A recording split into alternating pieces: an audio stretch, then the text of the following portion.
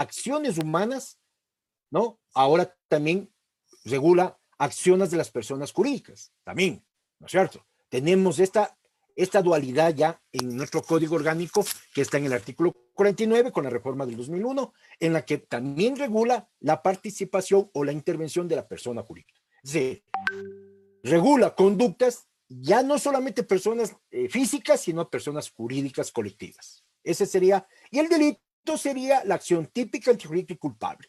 ¿Ya? Ahora, ¿por qué nuestro código utiliza la palabra conducta? Zaffaroni dice que la conducta o la acción es lo mismo, el comportamiento es lo mismo. Pero hay autores que, en cambio, se alejan un poco de la construcción de Zaffaroni y sostienen que conducta ya es como lo que lo vemos en la primera, en la segunda, en el segundo renglón, dice, es la expresión que denota la forma de actuar de un ser humano. Es decir, la conducta para ciertas personas es, o para ciertos autores, lo que está diciendo es lo que ya ejecuta esa persona para que se vaya materializando y exteriorizando en el mundo y comienza a ejecutar. Cuando utilizo la palabra ejecutar, que en el Código Orgánico Penal está tanto en la tentativa cuando habla de actos ejecutivos y tanto en el dolo cuando habla de ejecución voluntaria. Es decir, en el dolo ya tenemos conocimiento de los elementos del tipo penal, más la ejecución voluntaria en la que nosotros vamos a determinar esto. Entonces, el rato que hablo de ejecución es cuando ya la conducta humana está dejando indicios o vestigios o huellas que van a ser penalmente relevantes, es decir, van a tener una relevancia para el tipo penal, para el código penal. Es decir, es lo que va a conocer y va a ser investigado por la fiscalía para poder demostrar o verificar fundamentalmente con los medios probatorios si esa persona cometió o no el delito. Entonces, la diferencia es que la acción es una cuestión abstracta que está en el tipo penal, pero cuando ya habla de conducta penalmente relevante es cuando ya se manifiesta dentro de la realidad, ya se exterioriza por parte de ese ser humano o de la persona jurídica para realizar la acción que está descrita en el tipo penal. Ahora, ¿qué podemos hacer cuando hablamos de conducta? Hay dos posibilidades, y ahí viene lo que desarrolla nuestro código, que la conducta puede ser por acción o por omisión. Entonces, hace un juicio negativo, entonces, ¿qué pasa? Un juicio positivo, cuando dice, como la posibilidad de los seres humanos de realizar el comportamiento positivo, eso es un hacer. Y además, el 1.2 que dice la potestad de realizar determinada acción, que es la acción que está prevista o que espera que realice en la ley para que no haya la omisión. Si hay la ausencia de esa acción, se llamará omisión pura o comisión por omisión. Ese sería el marco general que vamos a hablar. Esto tiene una relación íntima ¿con qué? Con la autoría, la coautoría o la autoría inmediata. ¿Por qué? Porque el rato que ustedes observen cada una de las presentaciones, vamos a entender por qué hice esta introducción, esta pequeña introducción, esta ubicación, este contexto que hemos planteado el día de hoy. Ya. Entonces, después de las generalidades, nosotros tenemos varias teorías. Las teorías de la autoría se pueden clasificar en tres clases. La autoría unitaria, la autoría diferenciadora y la autoría restrictiva o restrictivo. Entonces, ¿qué tiene elementos que les hace a estas teorías que han sido parte del desarrollo dogmático durante las escuelas del delito y han sido parte de esas escuelas y han ido verificándose en cada una de esas escuelas? Entonces, la primera escuela que tenemos, la causalista, la segunda la causalista, la tercera la final y la última es la funcionalista. Entonces, estas teorías han ido desarrollándose dentro de cada una de estas escuelas y tenemos, por eso es el desarrollo que está aquí. Entonces, ¿qué significa la teoría unitaria? La teoría unitaria tiene estos rasgos principales, estos rasgos que le identifican como teoría unitaria. ¿Qué significa la teoría unitaria? Primero, esta teoría lo que hace es la igualdad de contribuciones, ¿no? De contribuciones, discúlpenme aquí, he repetido la palabra, contribuciones de todos los intervinientes. Es decir, aquí no hay una diferencia, ¿no? Aquí no hay una diferencia. Todos los partícipes o todos los intervinientes contribuyen en iguales condiciones, ¿no? Todos los intervinientes contribuyen en igual de condiciones. Entonces, ahí viene otro elemento, otro criterio. Renuncia a alear la diferencia entre autor y partícipe, es decir, entre autor y cómplice. No hay identificación, no hay una diferencia. Por lo tanto, niega lo accesorio, la accesoriedad. ¿Qué significa? La responsabilidad penal no puede depender de la de otro. Es lo que plantea esta teoría. Justamente esta teoría se desarrolla fundamentalmente en la teoría causalista o positivista. Me contaba ayer Rubén que el profesor Jorge Luis Villaqueses había hablado del positivismo. Entonces, el positivismo justamente se aplica, el positivismo jurídico formal se aplica en esta teoría. ¿Sí? Entonces, nosotros cuando oímos positivismo jurídico formal, podemos decir qué es. Es cuando nosotros vemos a la ley como estrictamente el objeto de estudio y no podemos salirnos de esa estrictez de interpretación que nos manda la norma. Entonces, ¿cuál es el punto? Nosotros acuérdense que cuando pasamos a las ciencias sociales como la nuestra, aplicamos categorías de la explicación científica o del causalismo científico. Entonces, ¿qué sucede aquí? Cuando hace una relación de causalidad entre la acción y el resultado, entre la acción, entre la que hace el autor con el resultado, ahí aparece una teoría de las equivalencias de condiciones. La teoría de las equivalencias de condiciones dice que todas las condiciones son causas. ¿Qué significa esto? Acuérdense en los ejemplos que le ponen los profesores en clases. Dice que puede responder por la responsabilidad penal quien hizo el arma y que esa arma fue vendida y también será responsable el que vendió al asesino para matar. Es decir, todas esas personas son autoras para esta teoría. La teoría unitaria no reconoce distinción alguna. Todos serían autores del delito. Entonces, esa es la dificultad y la crisis en la que entra esta teoría y es superada esta teoría. Esta teoría deja de tener importancia. ¿Por qué? Por las dificultades que les voy demostrando. La teoría de las equivalencias significa que todas las condiciones son causas. Son causas. Es decir, el hecho que yo le haya vendido el arma a la otra persona, eso significaría que yo fui una condición y por lo tanto fui una causa para cometer el delito. Entonces, esta teoría se ha dejado de lado. Aparecen las teorías diferenciadoras y ahí viene. Esta ya admite las diferencias de las intervenciones de las personas en el delito. Es decir, ya vamos viendo que deja de lado, es una crítica y es un modelo que va a plantear una superación de la teoría unitaria. ¿Ya? Entonces, cae en una teoría diferenciadora y en esta diferenciadora ya se admite las diversas formas de intervención, autores y cómplices. Aquí está, ya delimita cada una de las intervenciones. Es decir, esta teoría ya va a clasificar autores y cómplices. Lo que también en nuestro código había el encubridor. ¿Por qué? Porque comienza a determinar esta diferencia.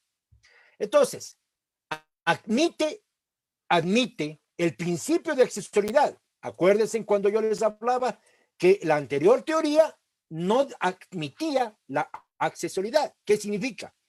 Que no puede depender una responsabilidad penal de otra. ¿Qué estamos queriendo decir? Cuando el autor comete el delito, si no hay autor, no puede haber cómplice. Ese es lo accesorio. Siempre el cómplice va a ser el accesorio del delito. Entonces, yo jamás puedo plantear una investigación penal o una sentencia sin determinar el autor. Siempre tiene que haber un autor para que exista un cómplice. En el Ecuador sucedió hace mucho tiempo atrás, más o menos, no recuerdo, en la época del año, me parece, del 90, que se sentenció al cómplice y no al autor, ¿no? Entonces, la crítica que hacía el defensor decía, ¿cómo se puede sentenciar a un cómplice sin haber sentenciado? Y eso lo hizo la Corte Suprema de Justicia, ¿no? Claro, entonces, esta es la teoría diferenciadora. Entonces, ya establece y crea la diferencia en cada una de las intervenciones. Después aparece la teoría restrictiva del derecho, la teoría restrictiva del autor. Esta es la teoría que está en vigencia y es la que estamos utilizando ya en la última dogmática y es la que se aplica en nuestro código, ¿no? Podríamos aplicarla en nuestro código. Entonces, en esta ya existe reconoce una marcada distinción entre la conducta del autor y la del partícipe. Él considera solamente el autor quien realiza el hecho, siempre y cuando en él concurran las exigencias objetivas y subjetivas reclamadas por el tipo penal. Este numeral 2 tiene relación con los tipos especiales, los tipos penales especiales. Cuando dice, en el homicidio es un delito común. Delito común significa que no requiero una cualidad, sino que puede ser cualquier persona que puede ser autora del delito. Eso tiene relación con el sujeto activo. Cuando habla de las exigencias objetivas y subjetivas reclamadas por el tipo penal, habla de qué? Que en los delitos, cuando yo hablo de los delitos especiales, cuando es funcionario público, se requiere y se exige una cuestión tanto subjetiva como objetiva. La subjetiva significa que tenga esta condición de funcionario público y la objetiva sea que tenga una relación íntima o estrecha con el bien jurídico. Entonces, ese sería el autor. Ese es lo que había querido explicar. Ahora, ¿qué significa esto? Esta teoría restrictiva lo que hace es restringir justamente a los autores y crea criterios para distinguir los actos del autor con el objetivo de distinguir los hechos o los actos de apoyo o de determinación desarrollados por los partícipes. Entonces, aquí ya vamos a distinguir, ¿qué vamos a distinguir? Vamos a distinguir los actos del autor con los actos de apoyo, ¿no? De apoyo o de determinación desarrollado por los partícipes. Es decir, ya establece y ya va a crear criterios para hacer esta separación tanto objetiva, fundamentalmente objetiva. Esta es la parte, porque la parte subjetiva se requiere, es dolosa y ambos actúan con dolo, pero va a ser la cuestión objetiva la que vamos a buscar cómo hacerlo. Entonces, ahí viene el punto. Entonces, la teoría restrictiva ya restringe a los autores, pero va a entrar a la parte objetiva de la participación. Este es el elemento clave para poder determinar quién es autor y quién es cómplice. Eso es lo que va a buscar esta nueva teoría, con el apoyo de la parte objetiva de la participación. Entonces, hay dos teorías que se apoyan o se desarrollan o se derivan de la teoría restrictiva. Las teorías objetivas formales y la teoría objetiva material. Estas son las dos teorías que se radican, que aparecen para determinar que son importantes o que continúan la teoría restrictiva, pero van a aportar con la parte objetiva para determinar esta distinción entre autores y cómplices. Ese es el punto. Ahora, ¿cuál es el fundamento de la teoría objetiva formal? Como dice el concepto que está ahí. Concepto que dice, quien realiza la acción típica descrita en el tipo penal. Es decir, es cuando se subsume en uno de los tipos penales esa acción. Entonces, ¿qué diferencia hay aquí? Hasta el año 2004, la Corte Suprema de Justicia en los recursos de casación aplicaba la teoría, digamos, yo creo que hasta, no sé si es que ya en las últimas sentencias podríamos decir que ya se ha superado esta teoría, pero la teoría objetiva era en las sentencias del 2004, del 2002, 2004, son estas teorías que el quien realiza la acción que está prohibida en el tipo penal, ese es autor. Y el que no realiza la acción no es autor, es cómplice. Por ejemplo, les voy a poner un ejemplo. En el caso de violación, la acción prohibida dice introducir con acceso carnal el miembro viril. Es decir, la persona que realiza esta introducción del miembro viril será autor. Y las personas que le están tomando de los brazos, ¿qué va a pasar? Va a ser cómplice. En un caso de robo, las personas que entran a la agencia o entran al lugar o entran al hogar, ¿no es cierto?, donde van a robar, esos van a ser los autores y quien sustrae será el autor del delito.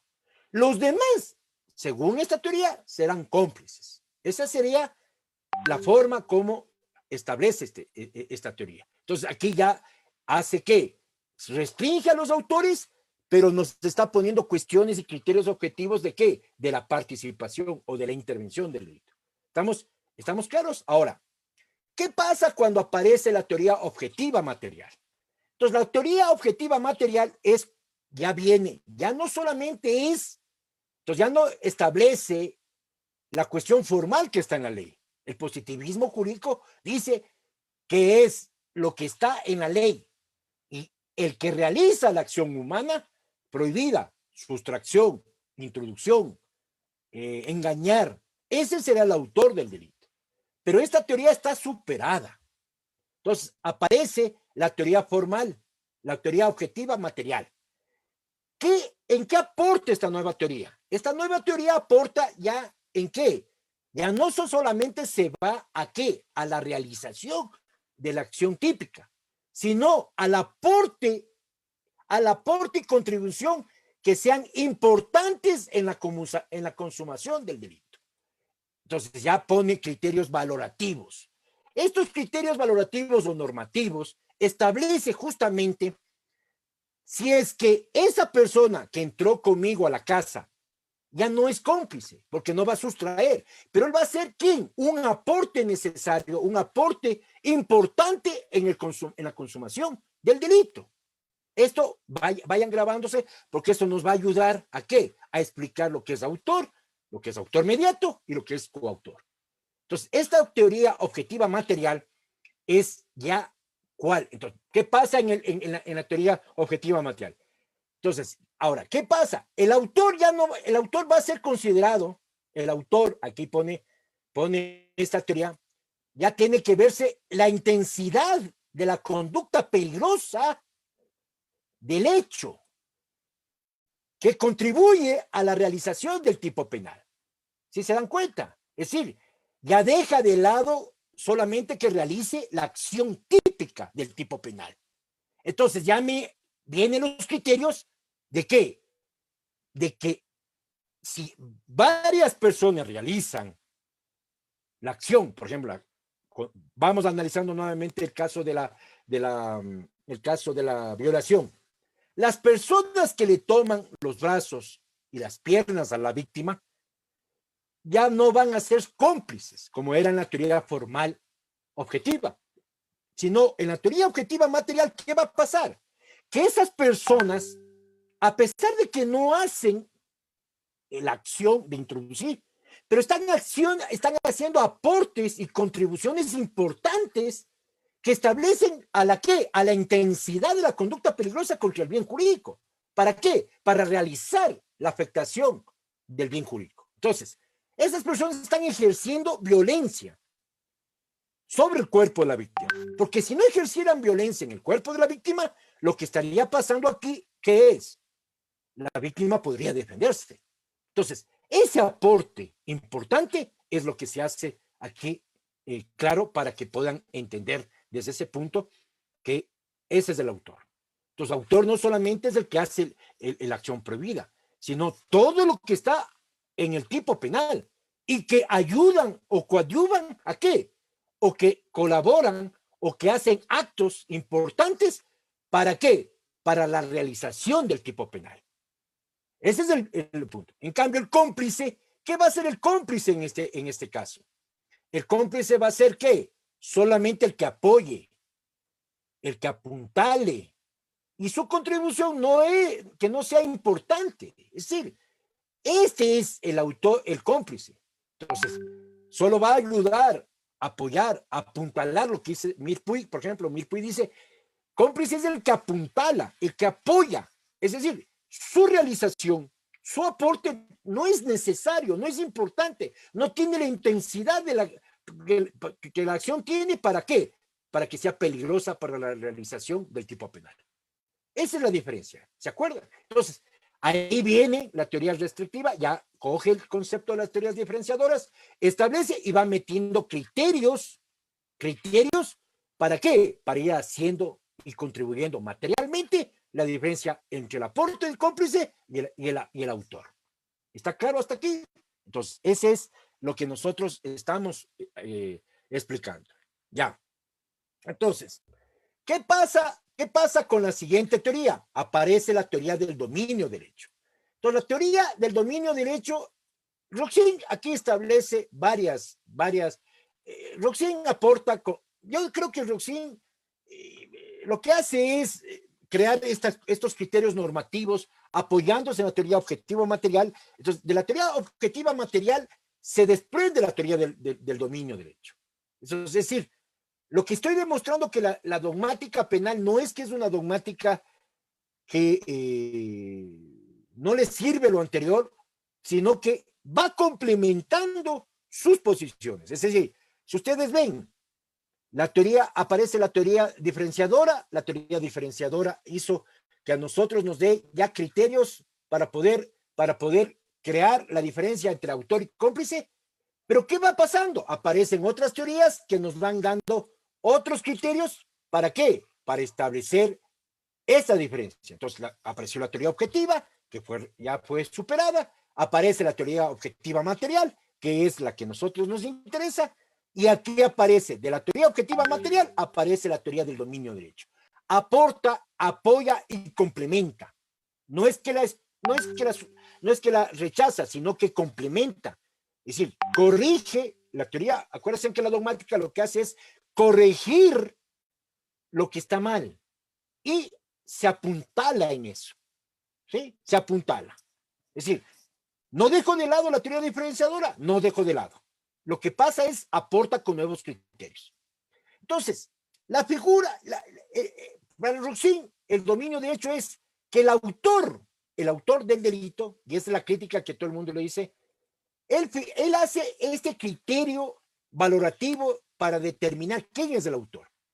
Y todos los autores dicen que el criterio valorativo que crea Roxin para determinar quién es el autor es la figura central.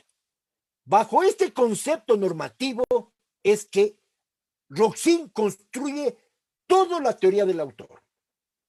Entonces dicen que muchos autores que le critican y dicen que este es un término estrictamente muy vago, muy simple y que no ayuda a la explicación. Por eso hay, por ejemplo, Schunemann habla sobre el dominio de, a ver, no recuerdo qué habla, qué es la siguiente palabra de Schunemann, pero, por ejemplo, Millepuig habla sobre la pertenencia al acto, y así se manejan todos los autores, cambian solamente las palabras.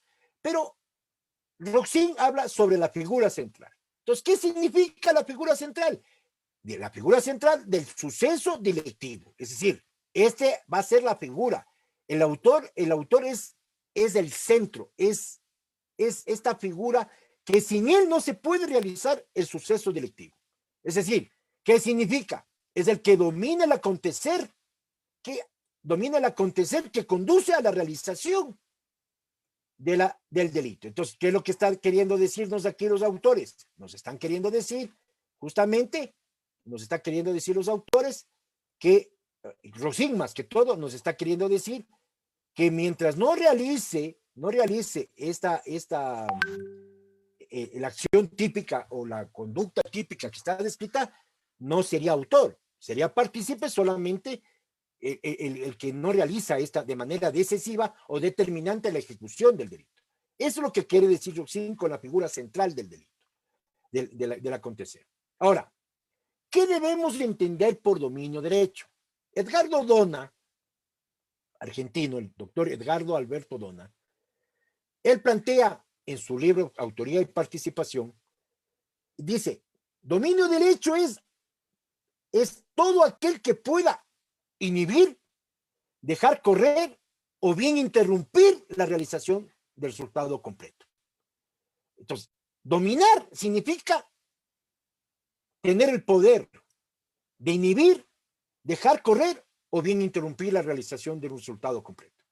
Autor es quien mantiene el hecho en sus manos, aquel que con su voluntad puede, es decir, vean, aquí es el que domina, puede hacer que avance la realización típica, detenerlo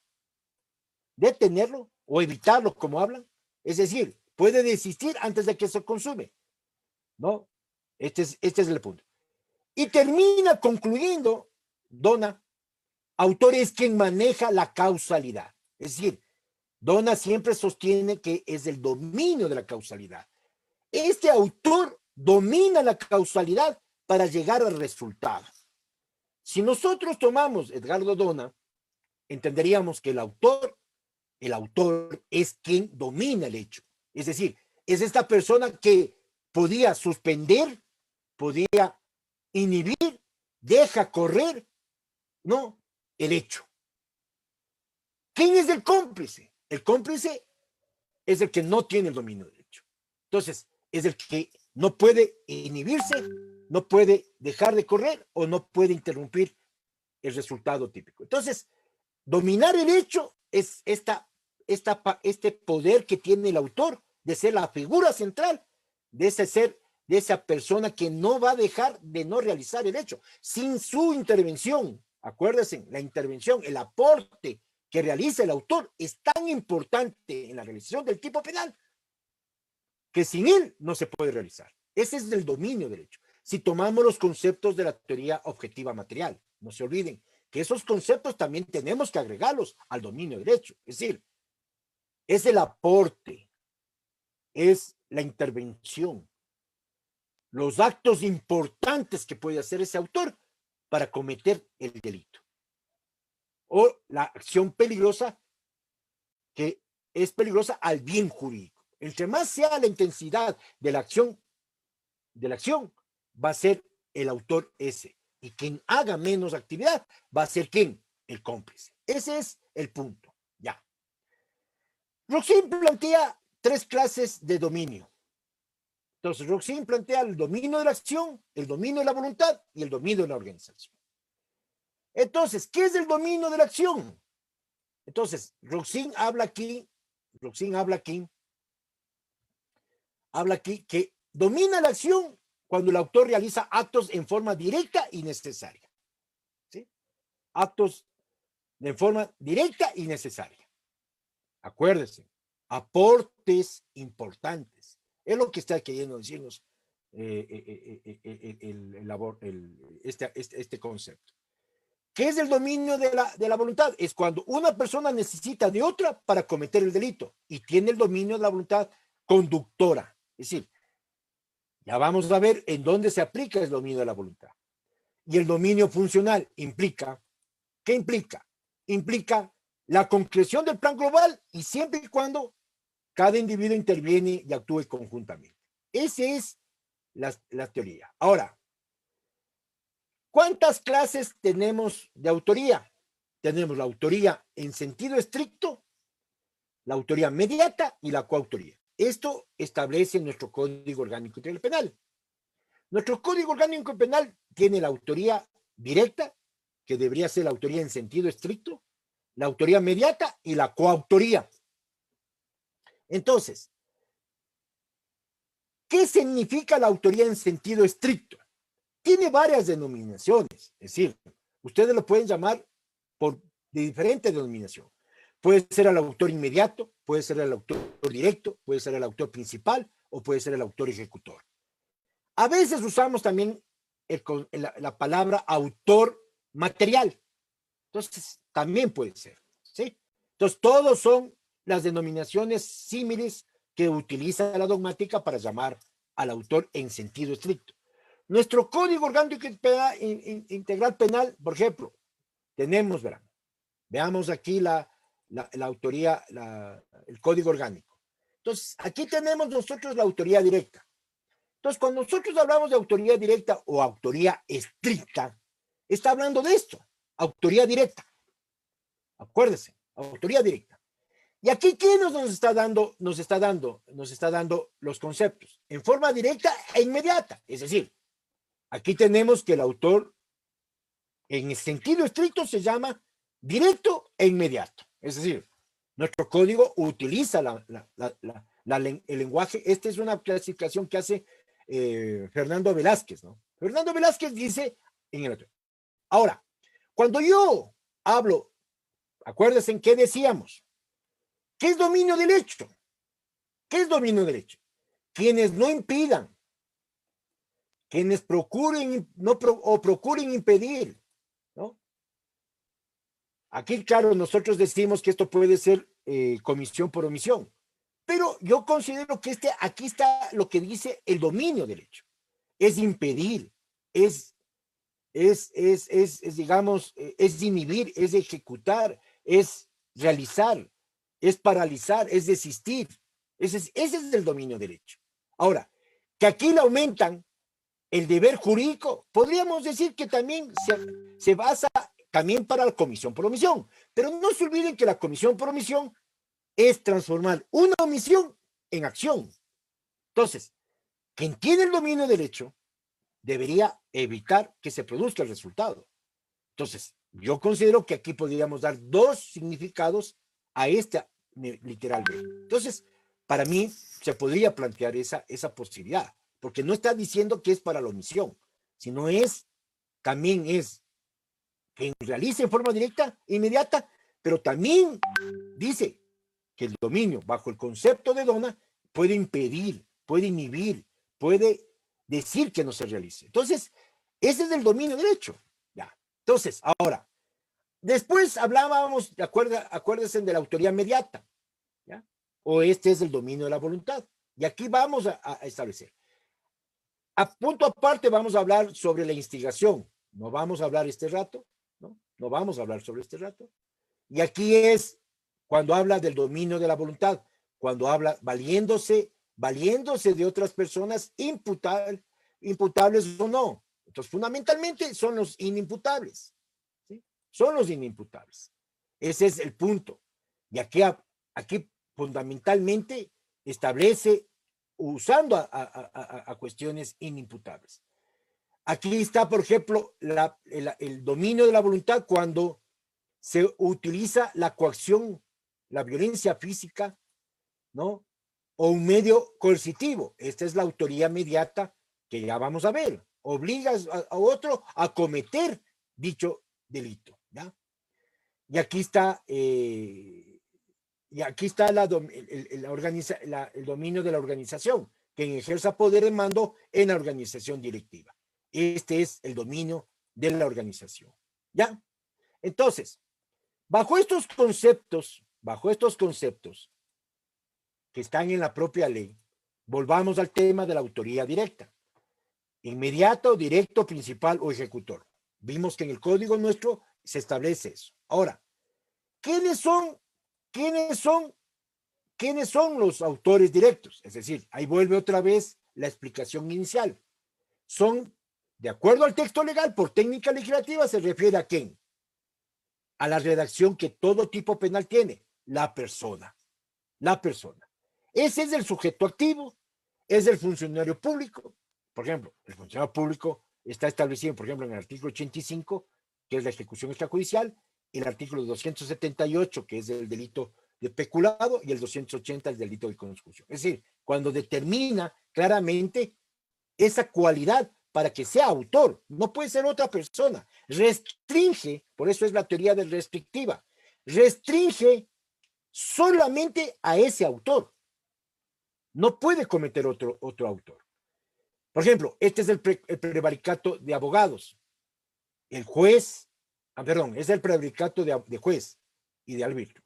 El 268, hay el prevaricato cuando se determina que puede ser solamente el predicato de abogado, el 268. Y el autor inmediato es el profesional o el médico, por ejemplo. En el caso del 146, cuando pide profesional, y en el 150, cuando hay aborto no punible, tiene que hacerlo solamente, puede practicar el aborto no punible, que hace una acción típica, pero tiene causa de justificación, solo el médico. No es. Y el 276, cuando el médico tiene la obligación de denunciar. Entonces, ¿quién es el autor? Entonces ahí viene la parte formal, ¿no es cierto? La parte formal. Acuérdense la teoría formal, objetiva formal. Entonces, ¿qué dice? El concepto de Fernando Velázquez, él habla desde una perspectiva estrictamente formal. La conducta subsumible en el tipo penal respectivo. Y también abarca ¿qué? A las formas imperfectas de realización, es decir, a la tentativa, al desistimiento, siempre y cuando sean delitos, y a la digamos, a la tentativa y a la preterintencionalidad. Pero aquí viene la parte material, que con sus propias manos y manteniendo el señorío o riendas del hecho. Eso dice Fernández Velázquez. ¿Quién es el que tiene el dominio de la acción? Aquí viene la teoría material objetiva, es decir, el aporte que necesito, importante, y la peligrosidad para la realización del tipo penal. Estos son los conceptos, estos son los criterios que debemos tener para determinar quién es autor y quién es cómplice. Este sería la autoría. ¿Qué pasa en los delitos especiales? Y aquí viene una particularidad. ¿Qué sucede? Hay delitos especiales. ¿Sí? Hay delitos especiales. Esta es una teoría que aquí Roxin plantea que los delitos especiales, lo que se puede plantear es el delito de infracción al deber, no el delito de dominio del hecho. Entonces, la teoría de Roxin plantea aquí que el autor es una persona que infracciona el deber que tenía con el bien jurídico. Entonces, en el delito de peculado va a ser ¿quién? Va a ser el funcionario público que infracciona ese deber que tenía que realizar. Ahora, ¿cuál es el problema que tenemos en nuestro código? Yo sostengo que no se puede aplicar la teoría de Roxin. ¿Por qué? Esta parte en los delitos especiales, es decir, en la infracción de la acción o del deber, como se llama, los delitos de infracción del deber. ¿Por qué? Porque como dijo Dona, acuérdense, cuando habla Dona de dominio del hecho, dice maneja la causalidad. Entonces, cuando maneja la causalidad, ya acordemos, nosotros tenemos, cuando Dona desarrolla, dice, quien ejecuta con voluntad y nuestro dolo, es decir, el artículo 26.1 del Código Orgánico Integral Penal habla ejecución voluntaria. Dona, cuando habla de voluntad, dice que la voluntad tiene relación directa con el dominio o maneja la causalidad. Ese es el punto de quiebre. Es decir, nosotros no podemos aplicar la teoría de Roxin en nuestro país. Podemos aplicarle la de dominio derecho, pero en los delitos especiales, ¿qué deberíamos hacer? Hay una autora que se llama, que defiende María Rueda Martín, María Ángeles Rueda Martín. Ella dice, el delito de infracción al deber tiene que ser complementado con el dominio derecho. ¿Por qué? Porque el funcionario público, a más de tener esta infracción, puede cometer una infracción a su cargo, pero tiene que tener el dominio del acto que realiza. Ese es el punto. Es decir, se complementa la teoría de Roxin, criticándola, diciendo que no se la puede aplicar estrictamente como Roxin explica, sino a complementándole con la teoría del dominio del hecho. Ese es el aporte que hacen los postfinalistas, o como Dona o como María Ángeles Rueda Martín en el libro, ¿no?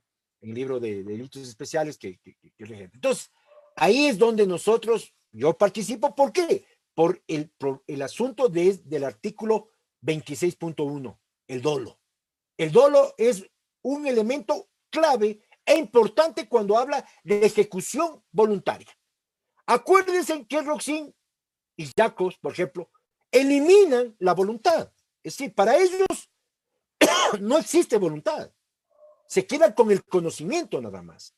Ese es el punto. Entonces nosotros tenemos que ser coherentes con lo que tenemos nuestra norma. El ordenamiento jurídico ecuatoriano habla que el dolo es conocimiento y ejecución voluntaria. No podemos aplicar sin beneficio de inventarios cualquier conocimiento teórico que nos venga de afuera. Nuestro conocimiento tiene que basarse en lo que dice nuestra norma y buscar el apoyo en el conocimiento teórico que sea coherente, no contradictorio, sino coherente con nuestra norma penal. Ese es el punto. ¿Estamos claros? Y ese es lo que yo planteo. Por eso es que ustedes ven que yo no dejo o no he puesto la infracción del deber. Les explico en este momento por qué, porque es importante explicarles en esta parte. Esa es mi crítica que yo puedo hacer con apoyo de Donna a Roxin, ¿no? No es que yo tengo el nivel de criticarle a Roxin, pero sí puedo criticarlo a través del maestro Donna, Edgardo Donna, y con el apoyo de otros. Ahora, ¿qué pasa cuando los delitos especiales, aquí se exige la calidad? En el tipo especial de peculado, exigen una calidad. Ese se llama el famoso, una calidad exigida en el tipo penal. Ese se llama el famoso intraneus. El intraneus. Entonces, la calidad de funcionario público, según los autores, como dice Donna y dicen otros autores, es intransferible. No se puede transferir. Yo no le puedo transferir, siendo funcionario público, a otra persona mi condición. Eso es intransferible. Por lo tanto, el único que puede cometer el delito de peculado es el funcionario público. ¿Qué pasa? Que además tiene que tener, y ahí viene la diferencia, una relación directa con el bien jurídico, que esa es la parte material. Porque el funcionario público no solamente es el que tiene la condición de funcionario público, sino viene la parte material, la relación directa con el bien jurídico. Aquí, por ejemplo, aquí hago una crítica al doctor Javier Zavala Egas. Él sostiene en su libro, y me parece que también Jorge Zavala Egas, él tiene en su libro que cuando deja de tener esta condición de funcionario público, el peculado se puede transformar en abuso de confianza. No hay tal. Porque los autores dicen que el delito de peculado, el delito especial, tiene, además de la condición que se exige en la ley, la relación directa con el tipo penal. En el abuso de confianza no es que tiene una relación con el bien jurídico, sino una relación de confianza con el sujeto que le entrega para realizar, para que le devuelva o para hacer el uso debido. Esa es la diferencia que se hace. La confusión que tienen los dos autores ecuatorianos es manifiesta bajo el criterio de los autores españoles, que me parece muy acertada ese criterio. ¿Por qué? Porque ese es el objetivo del delito especial. Entonces, el delito especial propio, el peculado no puede cometerse solamente tiene que ser cometido con privados. Ahora, ¿qué pasa en el delito especial cuando participa un privado? Entonces, aquí viene la crítica que hacemos. Entonces, verán, cuando interviene un privado, entonces, primero no lo puede hacer. Nosotros normalmente la fiscalía ataca con el 233 del Código de la Constitución. Entonces, en el segundo inciso, ¿qué dice el artículo 233 de la Constitución? ¿Sí? ¿Qué dice el artículo de la Constitución? A ver, déjenme recuperar la Constitución, porque ese es lo que quiero usar este ratito. Ya tengo la Constitución. Entonces, yo tengo la Constitución en el 233 en la responsabilidad de las personas, de las personas privadas. Entonces, la Fiscalía dice, estas normas se aplicarán, es decir, se está refiriendo al peculado, al cohecho, a la concusión, al enriquecimiento ilícito. Estas normas se aplicarán a quienes participen en estos hechos, aunque no tengan la calidad señalada. Aquí la norma lo único que está refiriendo es que también deben aplicarse el peculado, pero no está refiriendo desde un principio, desde un criterio de principio de legalidad, acuérdese, de principio de legalidad, ¿no? Que será también autor del delito.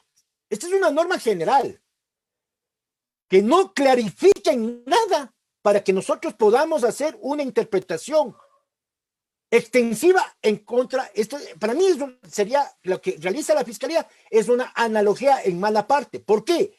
Porque cuando el principio de legalidad me establece claramente, acuérdense en el artículo 82 de la Constitución, dice que cuando una ley tiene que ser clara, esta norma no es clara. Esta norma lo que está diciendo es, también se aplicará ¿a qué? Al peculado, al cohecho, ¿a quién? Al extraneus.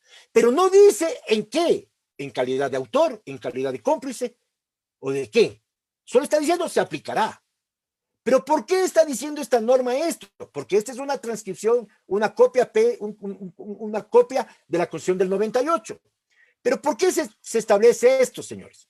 Porque si ustedes revisan las gacetas del año, entre el 90 del año 90 hasta el 2000,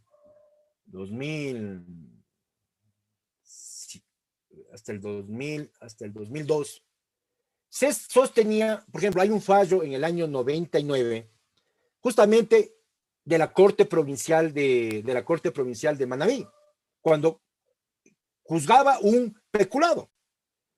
Y en el juicio de peculado, ¿qué dice? Como no se apoya en una teoría de Eugenio Coelho Calón, un autor español. Y en esa teoría él dice, como no tiene la calidad de autor, no tiene la calidad, perdón, de funcionario público, no se le puede castigar el peculado. Se le va a castigar por abuso de confianza.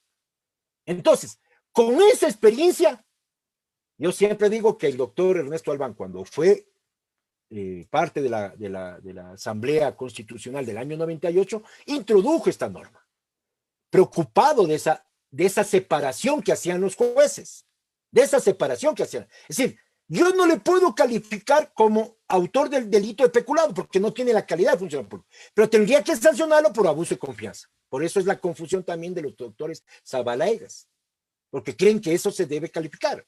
Entonces, bajo ese concepto es que se pone que también se debe sentenciarles a las personas del delito de peculado, pero no está diciendo desde el principio de legalidad que deben ser autores. Para que sean autores debe haber una norma específica que diga que se es autor del delito. En Quito, ¿qué están haciendo los jueces? Los jueces no le están calificando de autores, sino de cómplices. Parece injusto esto, pero no tienes principio de legalidad. Y para tener principio de legalidad, tendrías que crear una norma específica que digas que también se es autor quien es privado. Ahí se solucionaría el problema. La reforma del 2021 en el peculado, cuando entra al 278, ya determina que el privado también puede ser autor del delito de peculado. ¿Cuándo? Verán, y ahí les voy a enseñar. ¿Cuándo? Esperen un ratito. ¿Cuándo? En el 278.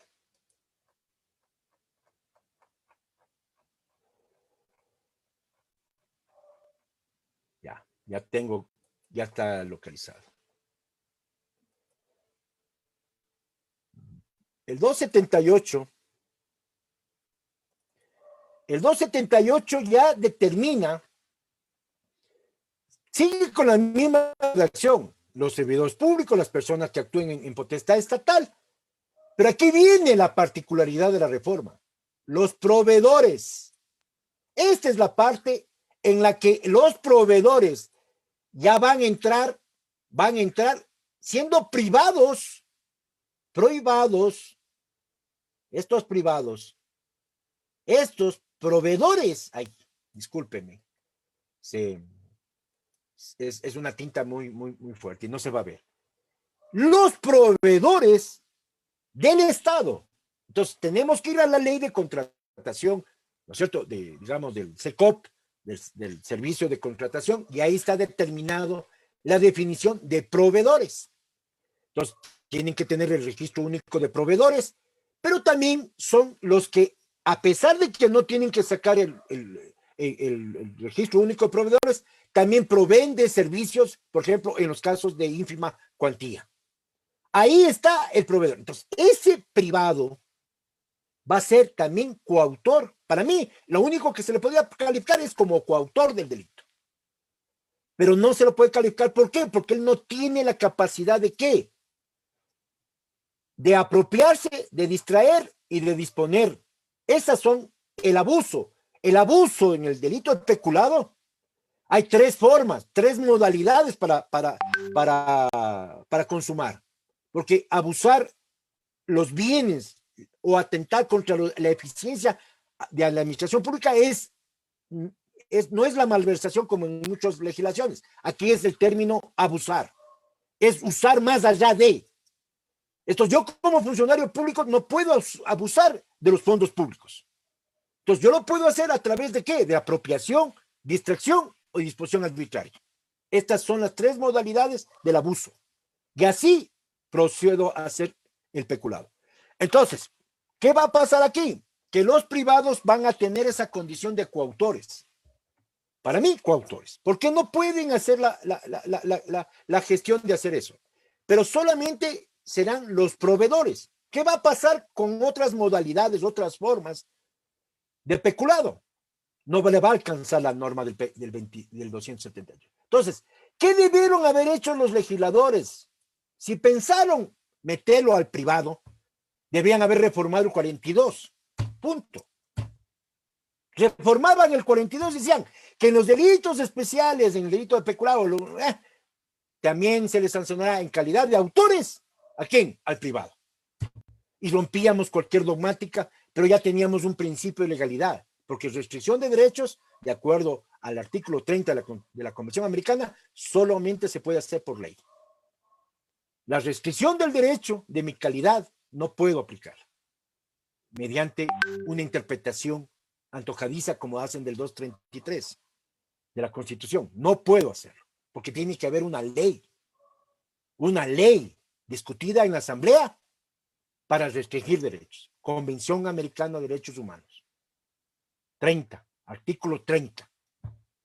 Y tienen que ver la opinión consultiva 6 del año 86 de la Corte Interamericana de Derechos Humanos cuando le hace una contestación a la consulta que le hace Uruguay a cómo entender el término ley. ¿Estamos de acuerdo? Ya. Entonces, volvamos al tema de discusión. Disculpen que me salí de este tema. Entonces, los delitos especiales es esta particularidad. No puede ser cometido por un particular. No puede cometerse. No puede tener la calidad de autor. Porque, a ver, aquí viene un autor que se llama Víctor Gómez. Y él dice, Víctor Gómez, hay dos posiciones, la posición simple y la posición compleja. La posición simple es cuando los autores solamente dicen, el sujeto activo es el que tiene que tener una calidad. Pero jamás se van a la parte compleja, que dice Víctor Gómez. Él tiene un libro completo sobre los delitos especiales, su tesis doctoral. Yo les aconsejaría que traten de buscar ese libro, ¿no?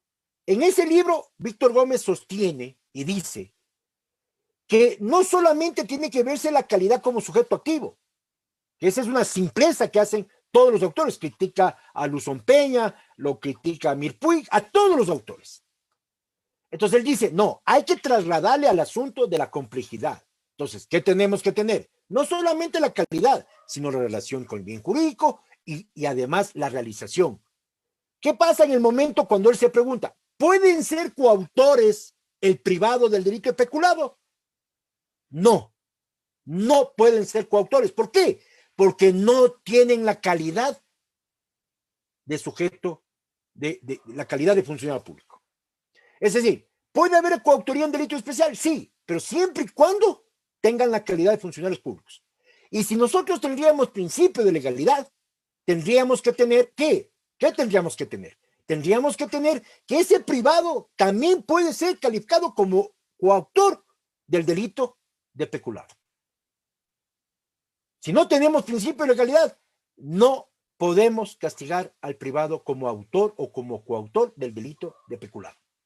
Así de fácil. Ahora tenemos en el 278 esa calidad, que el proveedor, que es el privado, es el que provee de servicios, bienes y consultorías. ¿Verán?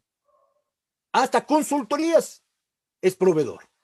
Entonces, todos esos podrán ser calificados como coautores. Pero otras clases o modalidades de peculado saliendo de proveedor no pueden ser cometidos. ¿Está claro? Ya. Hay autoría, ¿cómo es la autoría en los delitos imprudentes? En los delitos no radica en el dominio del derecho, es decir, no hay el dominio del derecho en los delitos de imprudentes. Lo que hay es el elemento que determina la infracción al deber objetivo y cuidado. Es decir, es autor del delito quien hace la infracción al deber objetivo y cuidado. ¿Existe autoría? Existe autoría. ¿Puede haber coautoría? Puede haber coautoría. Porque pueden haber dos personas que pueden cometer la infracción al deber objetivo y cuidado. No hay complicidad en el delito de pecular, en el delito imprudente, ¿no? No hay complicidad, ¿ya? Vamos a la autoría mediata. La autoría mediata. ¿Qué es el autor mediato? Acuérdese, nosotros en el código tenemos, es cuando el autor o el sujeto no es el sujeto pasivo, el sujeto activo. A ver, discúlpeme, el sujeto activo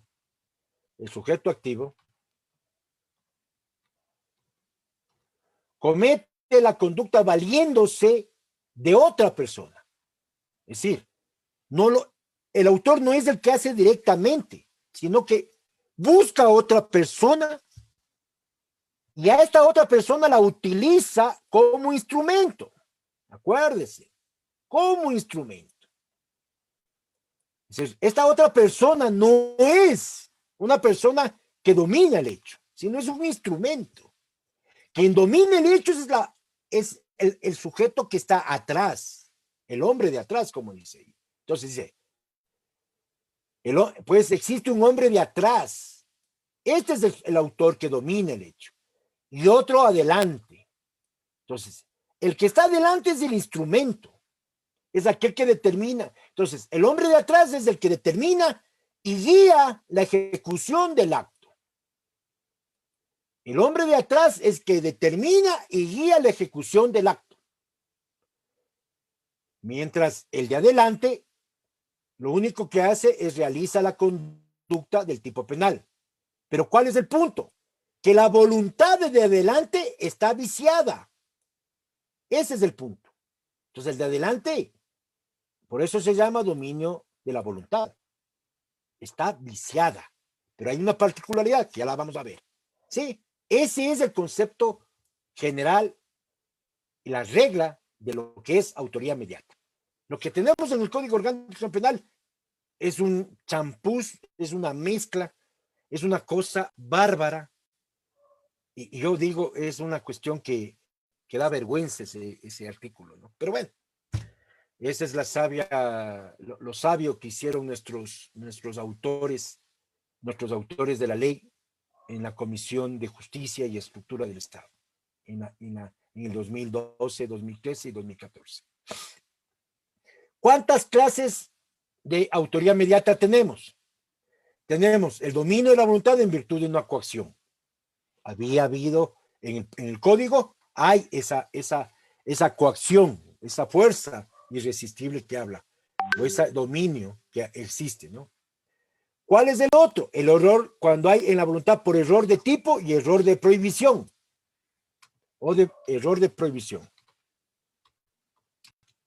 Error de prohibición. ¿Sí?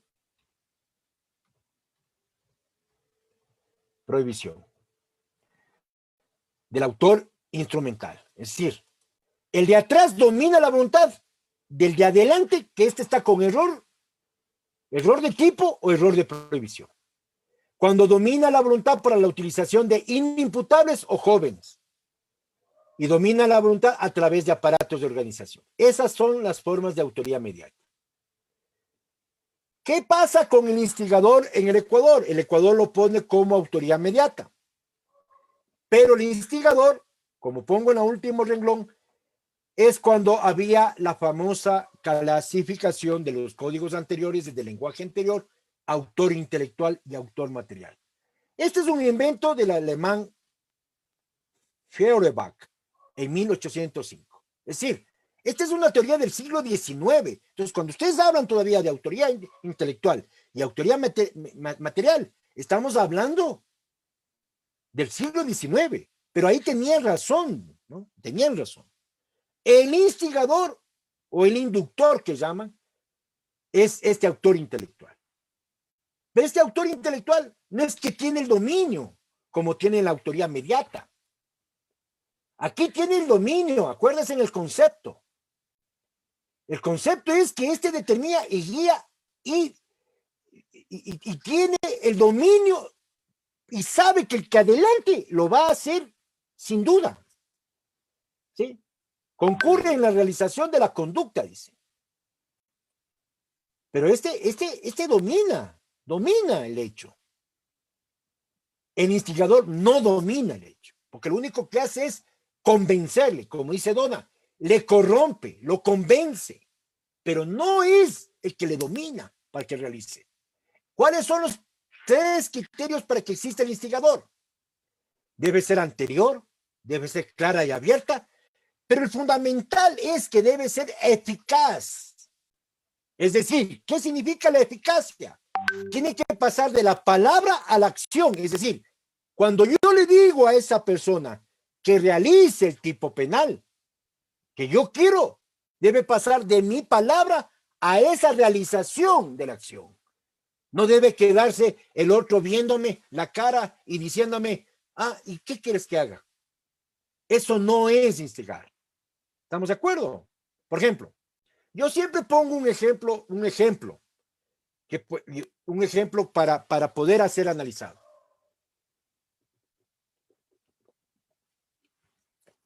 El caso de Ricardo Patiño en el caso de en la Tacunga. Cuando él se reúne con el Alianza País, van los miembros del Alianza País y él lanza un discurso. Ese discurso, él dice efectivamente, hay que tomarse, compañeros, los edificios públicos. Compañeros, hay que hacer esto. Pero ahí viene el punto. Para yo aplicar la instigación tengo que cumplir estos 3 criterios, no 2, 3 criterios, o no 1, 3 criterios. ¿Fue anterior? Fue anterior. ¿Fue clara y abierta? Fue clara y abierta. Pero ahí viene la eficacia.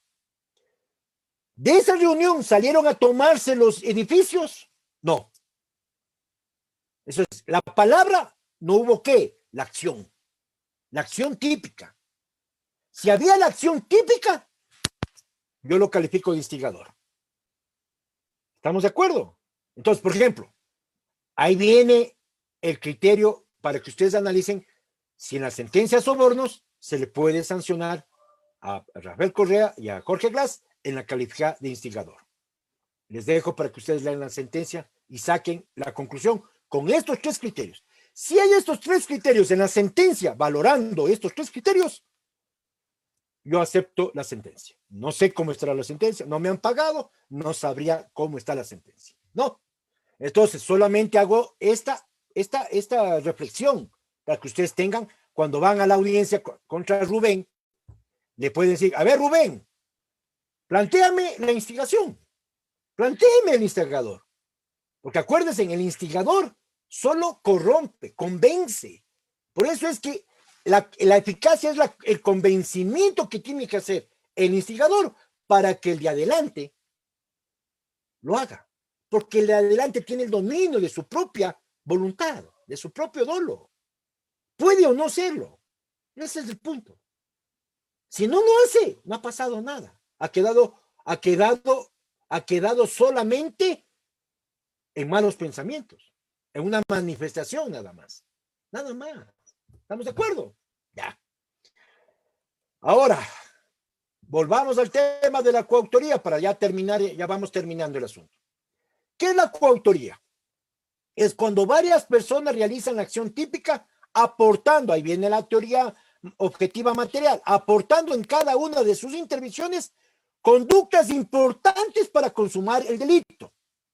Esto es clarísimo, teoría objetiva material con teoría aumentada, la teoría del dominio del hecho. Eso es coautoría. Si estamos de acuerdo, eso es lo que tenemos que plantear. ¿Qué significa? ¿Cuántas coautorías hay? Hay la coautoría funcional y hay estas tres clases de coautoría: la adhesiva, la sucesiva y la aditiva. ¿Qué es la coautoría funcional? Entonces, la coautoría funcional significa, primero, ¿qué criterios tenemos que establecer para que exista esta teoría? Primero, debe haber un objetivo común. Muchos autores hablan de acuerdo común. Entonces, esto dicen los autores que esto es bastante complejo poder determinar el acuerdo común. Pero un elemento objetivo, porque el acuerdo común es una parte subjetiva donde no vamos a encontrar muchos elementos, ¿no es cierto? Pero cuando hay autores que dicen, mejor cambiemos el término a objetivo común. Entonces, el objetivo común es cuando todos trabajamos para llegar a un fin. ¿Cuál es el fin? Robar, violar, llegar a lo que sea, ¿no? La acción típica descrita en el tipo penal. ¿Qué debe haber para la coautoría? Debe haber una relación horizontal. Es decir, todos tienen que tener una igualdad. Nadie es jefe ahí. Todos son iguales. Todos deben tener el dominio del hecho, es decir, acuérdense que es el dominio del hecho, es el dominio de la causalidad, es lo que yo soy el Señor, la figura central, y todos son figuras centrales, es decir, todos tienen que hacer algo materialmente, aportar. Y ahí viene el otro, los aportes tienen que ser importantes en la realización y ejecución de la conducta penalmente relevante. Y además, tiene que haber una distribución de trabajo. Y yo le pondría otra. Todo esto tiene que hacer que la relación, la ejecución del delito tiene que ser una línea continua, no debe estar rota, porque cada uno que practica los actos lo que le va a dar continuidad, relacionalidad, y a dónde vamos a trabajar, al objetivo común. Eso es la coautoría funcional. Entonces, lo más fácil para mí, en vez de acusar por autoría inmediata, tenemos que analizar siempre el concepto de coautoría. Coautoría es el pasaporte, el aporte que yo hago. Acuérdense, ya no es decir, aquí lo que ustedes tienen que tener claro es que no, si yo aplico la teoría objetiva formal, entonces, claro, ¿qué va a pasar? El que no estuvo adentro del lugar del robo no va a ser autor, va a ser cómplice. El campana, por ejemplo, pensemos el campana. El campana, el que está en la puerta, normalmente va a decir, no, pero es que no estuvo robando. No. Él con su acto necesario, su aporte, se hace necesario. ¿Para qué? Para la consecución de la conducta. Y eso es coautoría. Él es coautor del delito. ¿Estamos de acuerdo? Entonces, vamos uniendo los conceptos de autor y vamos solamente a ¿qué? Hacerles comunitario, coautoría. Todos tienen que tener ese aporte necesario, importante, que habla ¿qué? La teoría objetiva material y el dominio del hecho. Que uno las dos teorías y me sale la coautoría con los criterios que hemos visto. ¿Les parece? ¿Se ven cómo vamos reconstruyendo la teoría del delito? Y así debemos de entender, entendiéndoles con las teorías, ¿no? Claro, que puede haber un montón. Nos está... Ese es el punto. ¿Estamos claros? Ya. Ahora, esto es una teoría que también lo mantiene Roussin y los españoles lo han desarrollado. Entonces, ¿cuál es la adhesiva? Es cuando se presenta durante el tiempo de la ejecución, es decir, es cuando se presenta durante el tiempo, esa es la palabra, durante el tiempo de la ejecución. Y aquí tenemos que saber qué es la ejecución. La ejecución es los actos que voy realizando en la realidad, es decir, los que voy dejando. Ese es durante el tiempo de la ejecución. La conducta con la voluntad de aportar criterio de la objetiva material. ¿Sí se dan cuenta? Para el objetivo común para consumar el delito. Ese es. Entonces yo puedo aportar durante ese tiempo y aparezco por ahí. ¿Cuál es la sucesiva? Cuando alguien aporta un comportamiento al que ya ha realizado por otro, es decir, otro realiza ese acto, pero yo hago un acto, entro a aportar ahí para finalizar la conclusión de un delito, que es actos ejecutivos ya se habían realizado parcialmente, realizados por este. Es decir, son estos actos parciales que va haciendo, pero ¿qué tengo que hacer? Trabajar por el objetivo común. Ahí mi objetivo común hace que mi teoría, mi participación, mi aporte se convierta en necesario e indispensable. ¿Sí? Domino el hecho con el autor. Y la aditiva es cuando los dos aportan con sus actos la consumación. No se sabe cuál de estas personas por medio de sus actos ocasiona el resultado. Normalmente dicen que es cuando el ejemplo que pone el autor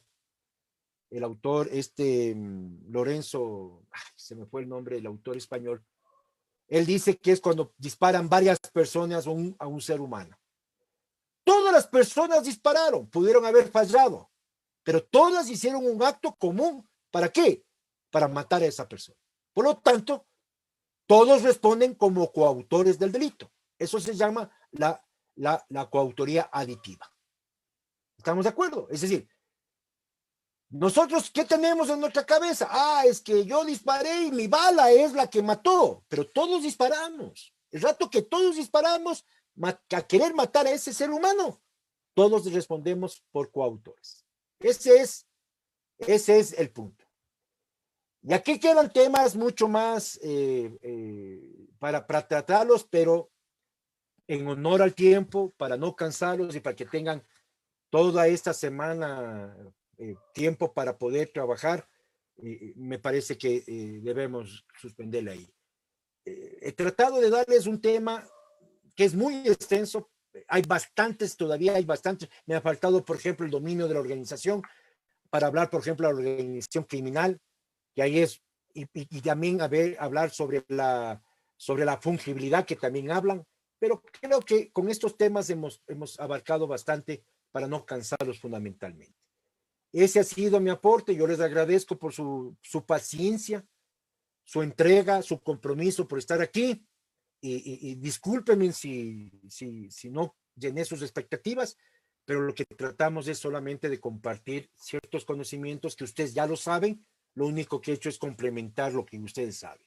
Muchas gracias desde eso. Ahora, me parece que debemos entrar a preguntas, ¿no? Me parece que esa era la mecánica que explicaron y estaría listo para poder entender la pregunta y ojalá pueda contestar. Ya. Muchísimas gracias, doctor. Definitivamente, aplausos y de pie para tan brillante conferencia. Estimado doctor Román, por supuesto que ha sobrepasado las expectativas que teníamos, como siempre, quienes tenemos el honor de conocerlo. Doctor, existen varias preguntas, más allá de que su exposición, su conferencia ha sido totalmente clara y entendible. Existen varias preguntas de los asistentes. Una de ellas es: ¿cómo se valora el aspecto volitivo en los autores directos cuando existe un autor mediato por coacción? A ver, quiero entender la pregunta. Espérate un ratito. A ver, ¿cómo se trabaja el elemento? A ver. ¿Cómo se valora el aspecto volitivo en los autores directos cuando existe un autor mediato por coacción? A ver, lo que hay que clarificar aquí es, a ver, el elemento volitivo Cuando yo planteo el asunto volitivo, lo que existe es una disminución de la voluntad. ¿Sí? Es una disminución de la voluntad. No hay una anulación como existe en el caso de la, ya voy a ponerle aquí, por ejemplo, cuando yo hago la conducta penalmente relevante. Aquí está. El artículo 24, y quiero hacer esta diferenciación para que ustedes puedan entenderme mejor. Cuando yo hablo del artículo 24, dice causas de exclusión de la conducta, aquí habla de fuerza física irresistible. Cuando yo pongo el adjetivo a la fuerza física irresistible, esta es una fuerza física, no coacción. Entonces, aquí lo que está anulando, de acuerdo a la doctrina, anula la voluntad. Se anula la voluntad con la fuerza física. Cuando yo habla del miedo insuperable, o del miedo, el temor, como habla en el artículo 47 de las atenuantes. Cuando yo tengo en las atenuantes, nosotros no tenemos la exclusión de la culpabilidad, ¿no? Lo que nosotros tenemos aquí es en el 40 y, ¿dónde están? En el 46 es, ¿no? En el 46 las atenuantes. En el 45 están las atenuantes. Entonces, vean, ¿qué pasa cuando yo actúo con miedo intenso o bajo violencia? Esta es la intimidación. Cuando yo actúo con coacción, es el temor intenso o bajo la violencia. Es decir, no se exime, solo se atenúa la pena. Entonces, lo que está pasando la voluntad es atenuarla, es bajarla, pero no se elimina, no se anula. Eso es lo que pasa en la autoría mediata cuando es por coacción, ¿no? Nuestro código no determina un eximente de responsabilidad, es decir, un eximente de inculpabilidad. Como en el Ecuador nosotros tenemos, acuérdense, cuando habla la culpabilidad, esto es el código anterior, ¿no? Antes de la reforma, pero vamos a hablar sobre la culpabilidad. La culpabilidad no ha cambiado, ¿no? La culpabilidad tiene dos elementos, ¿no? No tiene tres como hablan los libros de los manuales de derecho penal. Solamente tiene ser imputable, es decir, la imputabilidad, y actuar con conocimiento de la antijuiciedad. No tiene la inexigibilidad que hablan los manuales. Entonces, nuestro código no habla de esa exclusión, ¿no? No habla. Y además está la cuestión del miedo o de la coacción, es atenuante, no eximente, es atenuante. Eso hay que tener claro, ¿no? Entonces, y terminar de responder, ya lo que ya te he dicho, en caso de coacción lo que hace es la disminución de la voluntad. El elemento volitivo se disminuye. Acuérdate que en el error, el elemento que se afecta es el cognitivo, en la comprensión. Por ejemplo, en el código, en la reforma del 2021, a ver, espérate un ratito.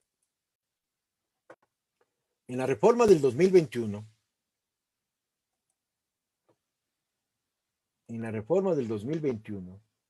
déjame introducirla esta.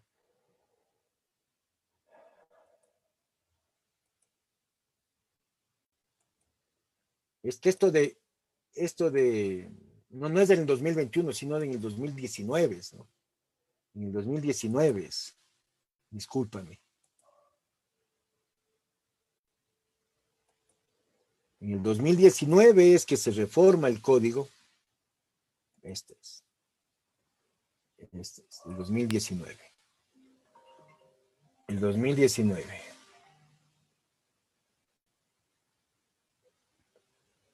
A ver.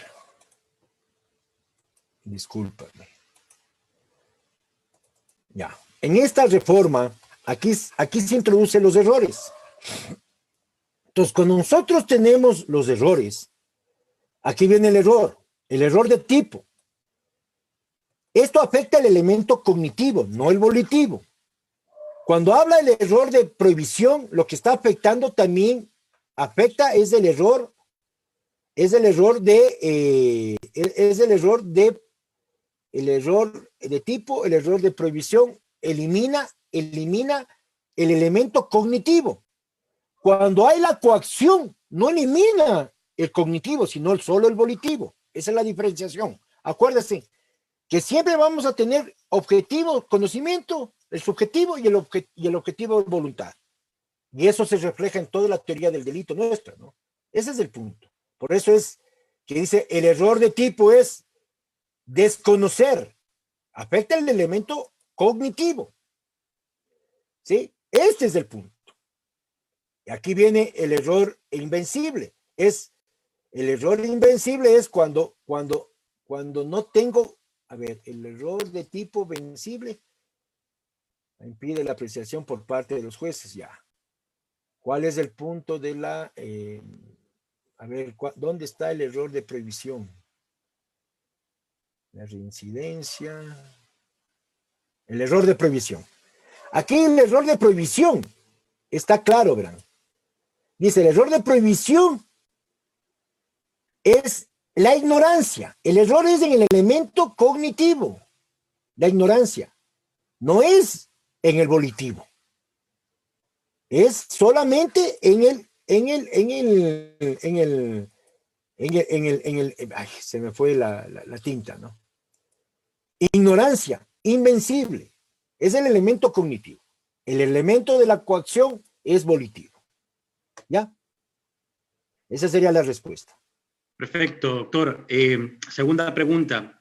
¿Cómo podemos resolver problemas derivados con la creación de tipos penales con conceptos unitarios de autor? No, es que Como no por hay. ejemplo, el tipo penal de delincuencia organizada.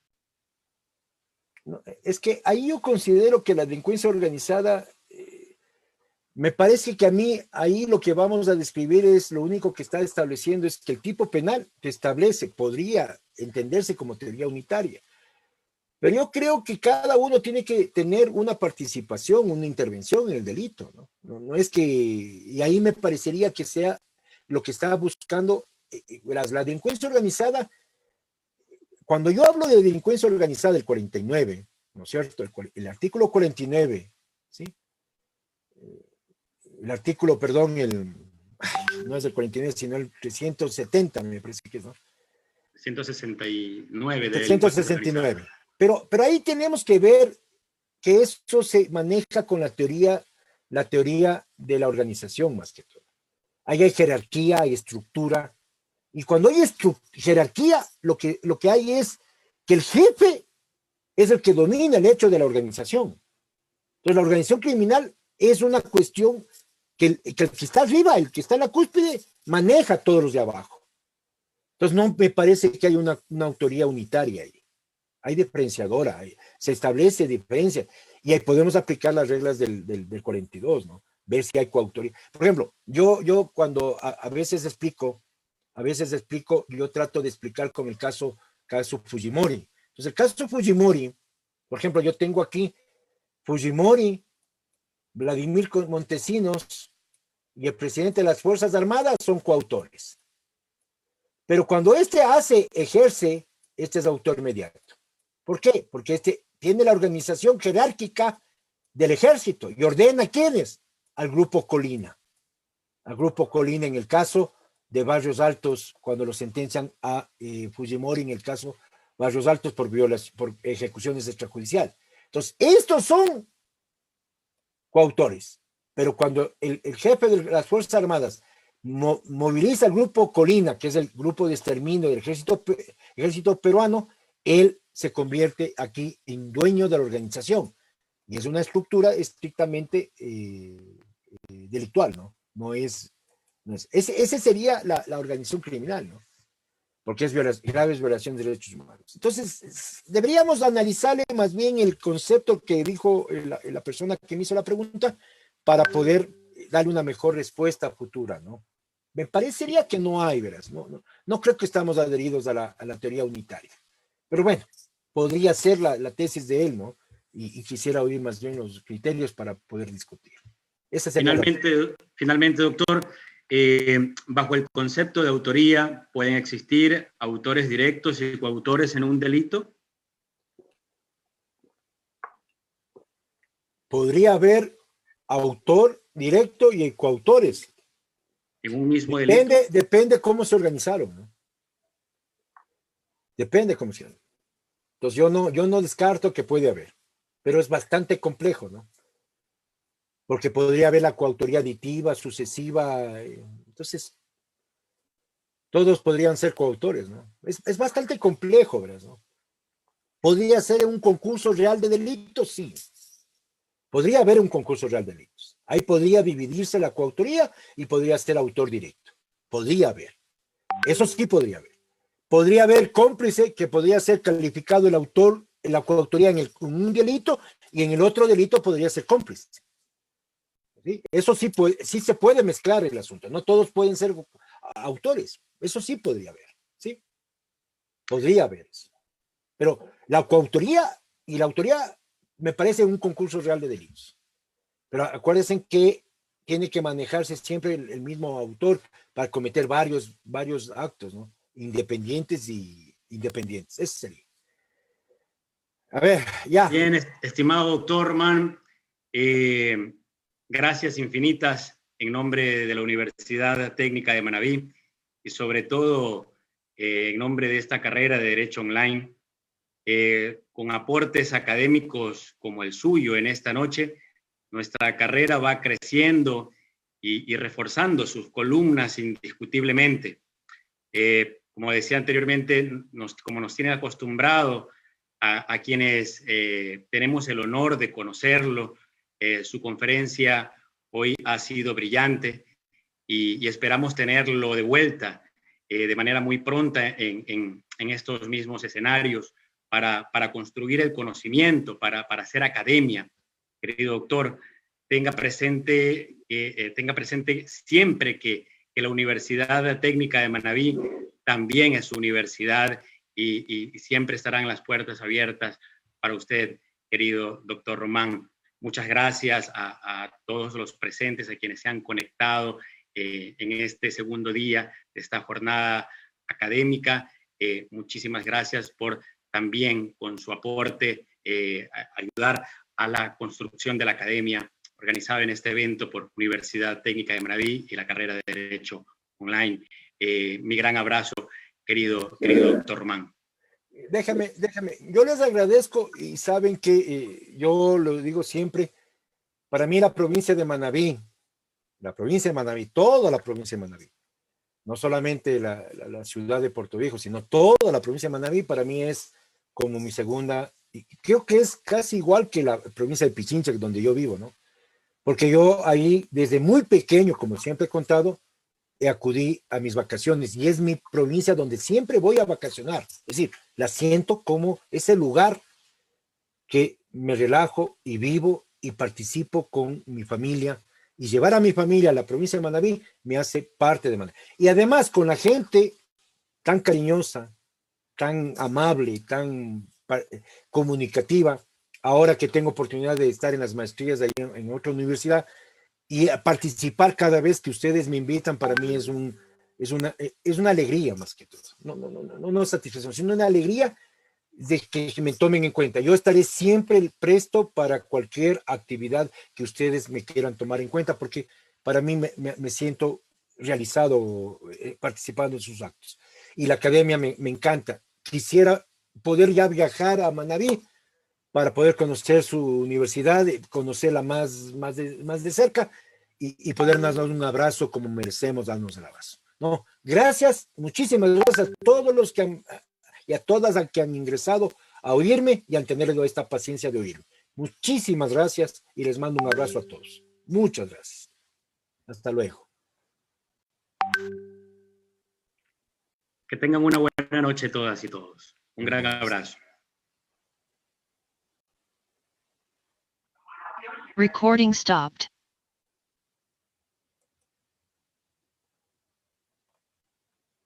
Ahí está.